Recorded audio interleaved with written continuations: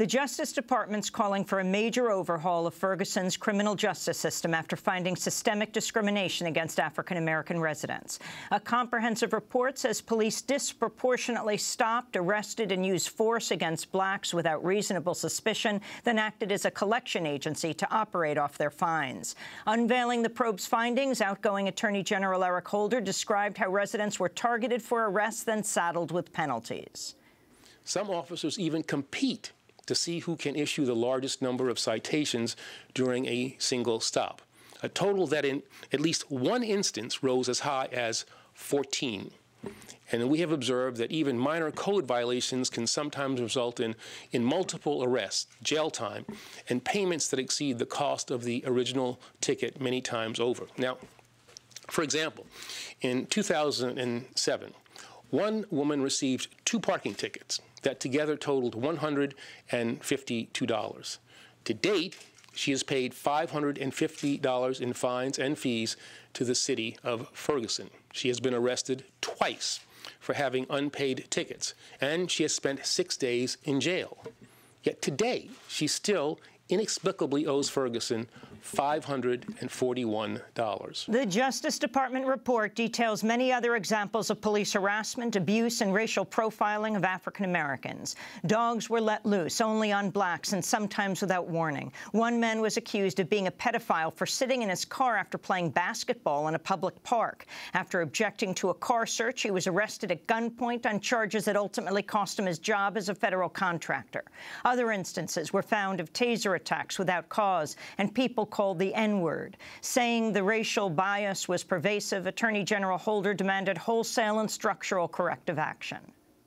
Community where local authorities consistently approached law enforcement not as a means for protecting public safety, but as a way to generate revenue.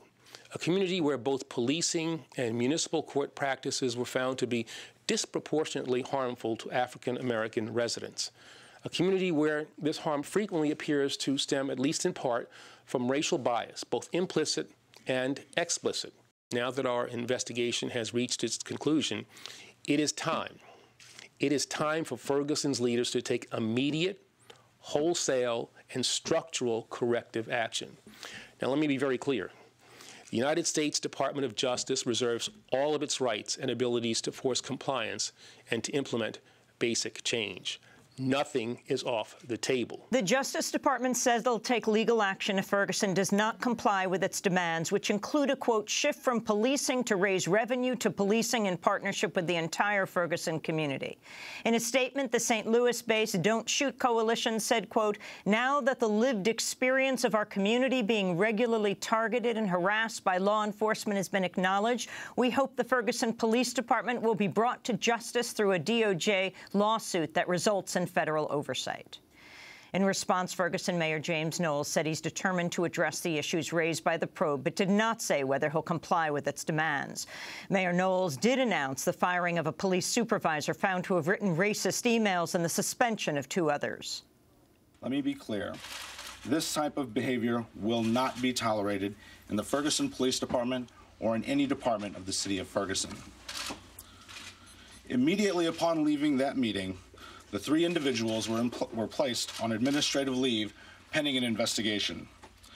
1 has since been terminated, and the other 2 are still awaiting the outcome of an internal investigation. The probe has renewed calls for the dismissal of Ferguson Police Chief Tom Jackson, but Knowles did not comment on his future. In unveiling the findings on the Ferguson police, the Justice Department also confirmed police officer Darren Wilson will not face civil rights charges for the fatal shooting of unarmed African-American teenager Michael Brown last August. Holder said there's not enough evidence to support a prosecution. The facts do not support the filing of criminal charges against Officer Darren Wilson in this case. Michael Brown's death, though a tragedy, did not involve prosecutable conduct on the part of Officer Wilson. Now, this conclusion represents the sound, considered, and independent judgment of the expert career prosecutors within the Department of Justice. I have been personally briefed on multiple occasions about these findings. I concur with the investigative team's judgment and the determination about our inability to meet the required federal standard.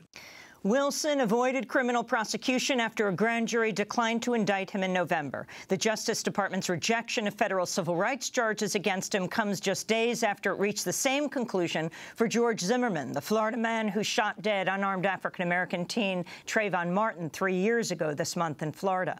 In a statement, Michael Brown's parents, Leslie McSpadden and Michael Brown Sr., said, quote, "While we're saddened by this decision, we're encouraged that the DOJ will hold the Ferguson Police Department accountable for the pattern of racial bias and profiling they found in their handling of interactions with people of color. It's our hope that through this action, true change will come, not only in Ferguson, but around the country. If that change happens, our son's death will not have been in vain," they wrote.